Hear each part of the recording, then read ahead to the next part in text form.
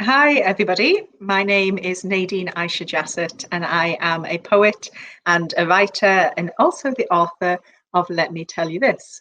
I'm here today as part of Bradford Literature Festival Schools Day to talk to you all a wee bit about how the Yorkshire dialect and the Yorkshire accent informs my work, because as you can hear, it's in my voice.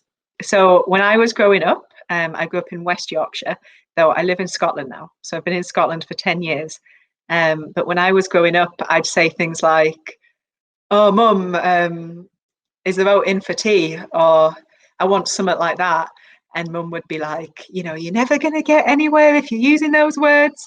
And yet here I am, a poet, using exactly those words. And actually, my mum uses those words and she loves those words. So part of one of the messages that I want to talk about today is the fact that the words that you use, including the Yorkshire words that you use, are beautiful because they're yours and they're part of you, and they're part of expressing who you are and where you come from and your journey in life. So to start, I wanted to read you a poem which does exactly that, which uses the words that express all the different parts of me and who I am. So they're not just my sort of Yorkshire words like oat and note, but they're also words that I was brought up on from my dad's side as well. So my dad is from Zimbabwe. And so there's this mix of Yorkshire, Zimbabwe, India, everything coming together in my poetry, just like all of those different things come together in me. So this is a poem from Let Me Tell You This, and it's called The Old Codgers. The Old Codgers. My parents' mouths pull at the corners of mine. A tug I'll share with yours if I try sing to their tune. My father's is a dance of Hindi meets Shona meets Gujarati meets Afrikaans, where a woman is a honey, a child a lighty, and heaven help you if you hear futsek, kutri, or woe.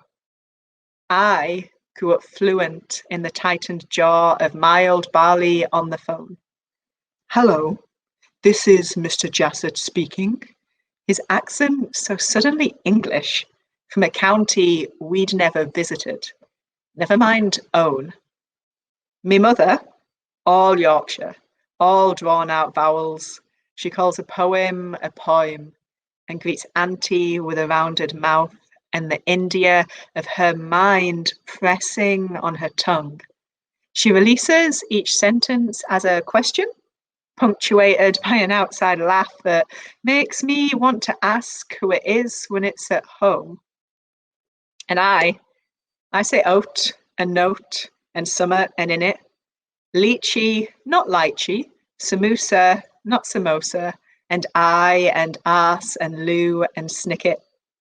Bath is never bath. Room is never rum. And when I greet you, I may say, now then, just like my mum. And when I leave you, I may say, Assalamu alaikum. So that is my poem, The Old Codgers. And as you can hear in that poem, I'm embracing some of the words that maybe we don't often see in poems. Certainly I never saw when I was in school, but they're the words that I use. They're part of my language and they're true to me. So for example, oat, note, summer, in it. These are words I use all the time, but also the way that we describe things. So for example, when I talk about my mum's laugh, I say, what do I call that when it's at home? These are the phrases and the words that are really authentic to me, just as lychee is over lychee and samosa over samosa, because that's what I would say in Zimbabwe or South Africa. That's how I was brought up to say them. So the words that you use say something about you. They say about your path, about who you are. I always think, if you're walking through somewhere and you hear, so I live in Scotland, if I'm walking through a shopping mall and I suddenly hear a Yorkshire accent from someone else, I'm immediately reminded of this place, immediately reminded of where I grew up and something that's a part of me. So if you would like to write your own version of The Old Codgers, which is essentially write your own poem that uses your words and your stories and your voice, one way that you could start that is by doing a word bank. So a word bank, or sometimes I call it a word cloud, is where you create a list essentially of all the different words that are associated with one word, or a list of all these different words that have the same origin or connection. So, for example, if I was going to write the Old Codgers again, or write a poem similar to it, I might sit down and make a bank or cloud of words that I know that just I use, that are words that are just specific to me and my identity, like lychee, like samosa, like oat note summit.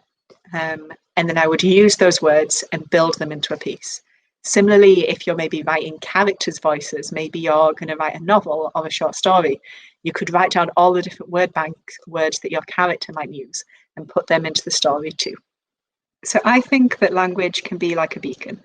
It can articulate something about you, it can connect you to a sense of place and a sense of identity.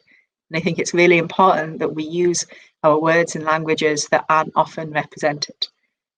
We've seen that in the Old Codgers, but I also think for me, when I think about what my understanding of Yorkshireness is, because we all have different understandings of what it means to be from Yorkshire because we make it ourselves. We make Yorkshire. There's no one way to be a person from Yorkshire. And I think for me,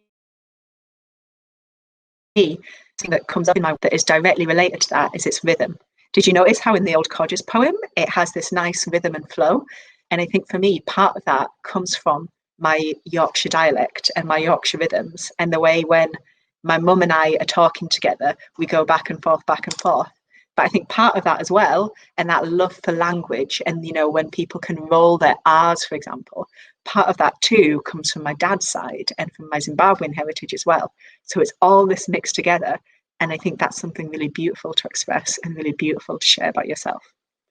One of my favourite Yorkshire things, because people say all sort of stuff about us Yorkshire folk, some of it true maybe, some of it definitely not.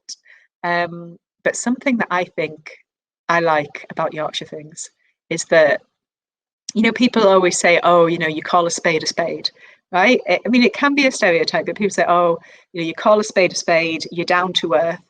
And I think in a lot of my writing, there's something about taking the everyday, taking something that we might see every day or something that feels really down to earth and showing the beauty in it, showing what is beautiful about it or showing what is magical about it. And I wonder if somehow that is something that's connected to my sense of self and expressing who I am too. So I wanted to read you another poem which is connected to taking something that's so everyday, but actually showing how there's so much beauty in that everyday thing, how it's something that connects me to other people, connects me to a sense of my own heritage. And that thing is a very typically Yorkshire thing. It's a cup of tea. So this poem is from the book Islands Are But Mountains, which is a book of poetry from the UK. And yeah, it's my poem about my grandma who had Alzheimer's. So it's where you get very forgetful. And it's about how I still felt connected to her through how she takes her cup of tea and what actually that cup of tea symbolises. So this is called The Time Traveller for Jurain. She returns with a shock, waking in a reclining chair, wondering how she found herself there. It is my turn to welcome her, to watch as she searches for my name in the air, her mind scrambling, trying to place the syllables, the date, my grown-up face. Once I'm sure she recognises me, I offer her a cup of tea, my smile pulled taut as the line of her memory beginning to recede as she takes in her gathered family and reminds me to offer our guests. I know her blend by heart, Yorkshire, lightly brewed, milky and stirred with a sugar and a half, her own particular recipe. This is how she taught me. Even when she can no longer remember my name, she'll know this taste. Every traveller needs a rest stop, a space to lay their head. Today, she takes her pause with me, her face smiling as she sips milk and sugar, warmth and tea, draws it through her lips like breath, smiles, turns to me and says, "That's love, that is. That's love right there."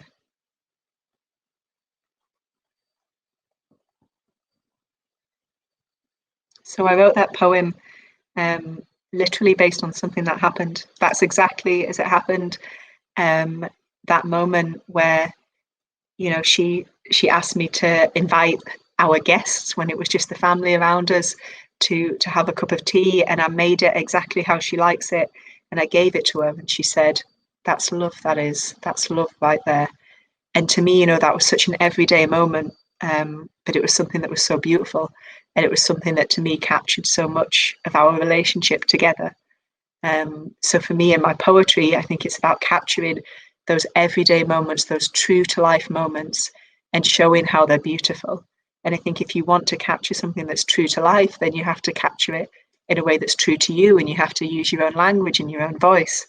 Um, and when I wrote that poem, I didn't realize until I read it back that I wrote it so that its rhyme and its rhythm only works properly and fully if you say it with a Yorkshire accent.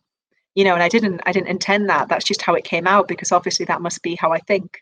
That must be the little voice I speak to in my own head must be one that has a Yorkshire accent. So for example, if I read the last lines back to you, if I can find it in my book as I flick through. So if I read the last lines back to you, and if I try and sort of read it not like my own voice, if I try and read it like someone else's voice. Draws it through her lips like breath, sighs, turns to me and says. And then if I read it like myself, draws it through her lips like breath, sighs, turns to me and says. So you can see the rhythm there between breath and says versus breath and says. And that was something I did unconsciously, but it's something which I think absolutely has to be part of the poem and part of my writing, because it's part of who I am and that self-expression. So similarly, the last task I gave you, if you wanted to try out, writing some Yorkshire poetry a la Nadine Aisha Jassat, was that you could make a word bank. But also, if you wanted to write some poetry or any kind of writing, a short story, a song, a piece of theatre script might be super exciting. You could find something that is part of your everyday, So I chose a cup of tea, but you could take something that's part of your absolute everyday, but also in being part of your everyday, it's a part of your identity. So, for example, a poem I wrote a while back as well was about my gold bracelets. And my auntie took them straight off her arm and put them straight onto mine, and I never took them off. So that's part of my everyday, but it's something that has so much meaning and something that is so special to me. So you could take that object or that thing and try and write the story of it, or try and give it a voice, or try and tell us about what it means to you. And that would also, I think, express your experience of place, your experience of who you are as well. Because the thing is, a lot of people will try and put us in boxes and try and say, you can only be from Yorkshire if you're like this, or you could only be a poet if you write like this. And what I want to say is that we should smash those boxes and actually say, this is my voice and this is who I am, and I'm owning it, and no one can tell me any different. And I'm going to show people that by writing my words and sharing my voice. I hope you can do the same. I'm wishing you lots of good luck. I'm Nadine Aisha Jassat. Thank you. Bye.